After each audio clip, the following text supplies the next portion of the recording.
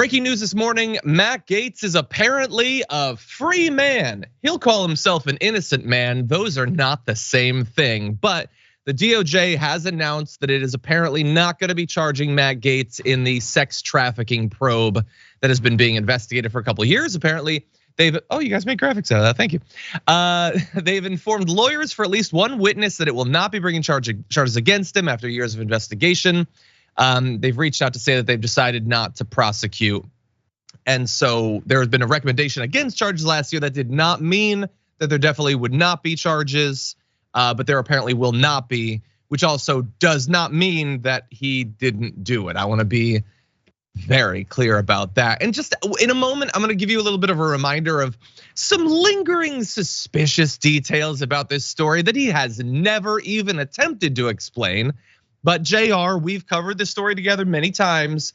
We, I guess, now are done. So what do you think about this announcement by the DOJ? Completely unsurprising. And as a matter of fact, I'm not sure if this was noticed by anyone. In fact, I'm pretty sure it wasn't, because who keeps tracks of how much we say things versus other folks within the network? After the news came out of all these potential charges, and actually his buddy, and I kept seeing these headlines and news stories about how he's gonna be testifying. He flipped on him, and oh my God, he made a plea deal. He must have been giving up Matt Gaetz. And I was like, oh my God, this is getting very intriguing. And then as I saw politicians stop thinking about it, stop talking about it, even ones across the aisle, Democrats and people who would normally be all over Matt Gaetz and be like, look what's about to happen. I mean, there's a couple of flamethrowers in the Democratic side in the House. You got Eric Swalwell. You got folks that come in and actually say and do the right things and don't mind about the heat that they'll catch from the Fox Newses and Newsmaxes and OANs of the world, if you can find them on your local streaming platforms. But still, when those folks started lightening up on talking about it, I was like, yo, this isn't gonna happen. The fact that they loosened up on this and they're getting some kind of insinuation, not that they were told, but I was like, this doesn't seem like it has the same type of traction that it had before. This isn't gonna happen. I didn't want to say that out loud, but that's what I was thinking. Yeah, I mean, look, early on it looked really bad, and morally it still does, because the evidence is really bad for him, and his longtime associate said that he totally did it. But then I did remember that this is America, so that was a strike against it.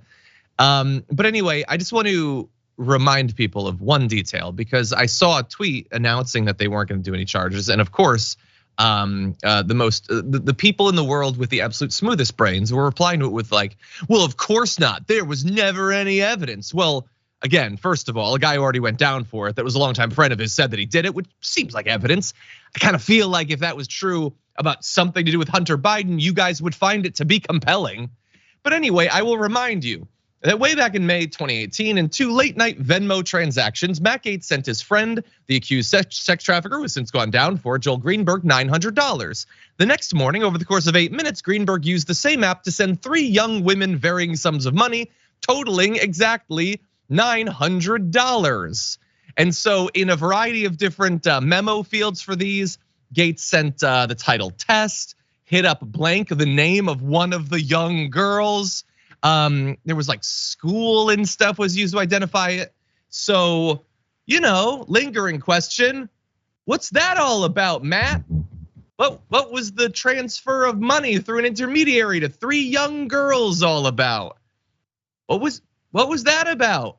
We'll never know. It's certainly not evidence, but while we don't have justice here, I do want to focus on what we do have. It's a better understanding of what it takes to actually get caught in this sort of thing, because that stuff is damning, but apparently it's not good enough. I guess literally the only way Matt Gaetz could have gone down for this is if the memo field had been drooly face eggplant wave baby. If that was what he'd written, that's the only way they could have possibly gotten him. We have such a sham of a Department of Justice in this country. Anyway, I guess this is goodbye to the story. Yeah, because worst part about that is if there was your emoji sentence there, they'd be like, well, who can really tell what these kids are writing these days?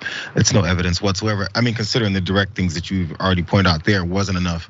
I feel like maybe a direct text about it and admitting to it definitely wouldn't be enough. And lastly, he doesn't perform in drag, so that's definitely a reason why he's not a sex trafficker, I guess, because I've been told those are only folks that do these types of things. Yeah. Well, Billy Shea Taylor acknowledges in the super chat, Matt Gaetz gets off. Yes, and for once it didn't involve an underage girl. Anyway, allegations, he's innocent after all, since they're not charging him. You just like Kyle Rittenhouse. If you get off, then you didn't do anything wrong, and you'd be crazy to assert that an independent, critically thinking mind could come to some alternative understanding of the facts. Anyway, that's all the time we have for that first story.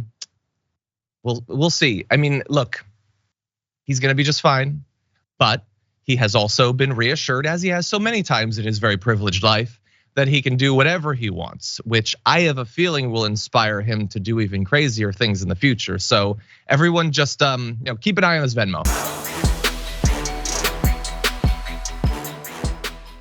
For more political news breakdowns, interviews, stories of activism, and me trying my hardest to care about the occasional big celebrity news story, subscribe to our YouTube channel at youtube.com/thedamagereport. And you can ring the bell wherever it is so you don't miss anything.